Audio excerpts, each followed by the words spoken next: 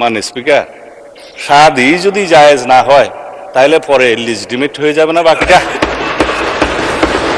এটা হচ্ছে মোটামুটি কথা। এখন বলছে গণভোট হওয়ার কথা। হ্যাঁ, আমাদের মাননীয় সংসদ সদস্য জুনায়েদ সাকি সাহেব, আরো অনেকে এখানে যারা ঐক্যমত্য কমিশনের মধ্যে, জাতীয় ঐক্যমত্য কমিশনের মধ্যে কাজ করেছেন, সদস্য ছিলেন, বিভিন্ন পার্টিকে প্রতিনিধিত্ব করেছেন, ছিলেন, শাহাদত সাহেব, সেলিম সাহেব আছেন, আমাদের মাননীয় সদস্য তাহের সাহেব আছেন, আরো অনেকে আছেন। গণভোট হওয়ার কথা প্রস্তাব তো আমিই করেছিলাম বিএনপির পক্ষে। কিসের উপরে করেছিলাম? জুলাই জাতীয় সনদের যখন আপনারা আইনগত ভিত্তি চাচ্ছেন যে এটার একটা আইনগত ভিত্তি রচনা করার দরকার, আমরা বললাম যে ঠিক আছে, সার্বভৌম জনগণের কাছে যাই, তারা এই জুলাই সনদের পক্ষে আছে কিনা আমরা জেনে নেই। একটা রেফারেন্ডাম হতে পারে, রেফারেন্ডামের জন্য একটা অধ্যাদেশ হবে, হলো, সম্মত হলো। জুলাই জাতীয় সনদের উপরে গণভোট তো আমরা মানেই মাননীয় স্পিকার। জনগণ ভোট দিয়েছে, আমার নেতারা বলেছে যে গণভোটের পক্ষে হ্যাঁ বলুন, বলেছে।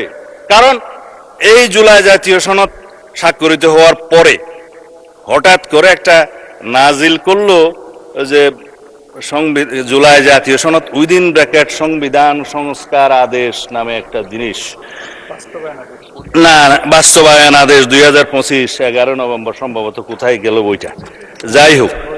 এখন হ্যাঁ, এইটা হচ্ছে 13 নভেম্বর 2025। এইটা নাজিল হলো মাননীয় স্পিকার, কেউ বলেও নাই, সম্মতও হয় নাই, আলোচনাও হয় নাই। তো সেই জন্যই আমি রাষ্ট্রপতিকে জিজ্ঞেস করছিলাম, মাননীয় রাষ্ট্রপতি, এই আদেশকে আপনি জারি করতে পারেন? তার উপর অনেকে ট্রল করেছে, তিনি বলেছেন যে আমি তো পারি না, আমাকে পারাচ্ছে। সেই জন্য অনেক ট্রল হয়েছে তো তাই।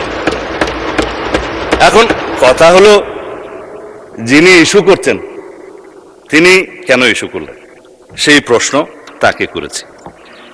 এবং এই আদেশের পরে যেই গণভোট অধ্যাদেশটা দেয়া হলো, সেই গণভোট অধ্যাদেশ, আমরা তো গণভোটের জন্য অধ্যাদেশটা মানি, কিন্তু গণভোটের অধ্যাদেশের মধ্যে কি কখনো মানে স্পিকার এইরকম তফসিল দিতে পারে?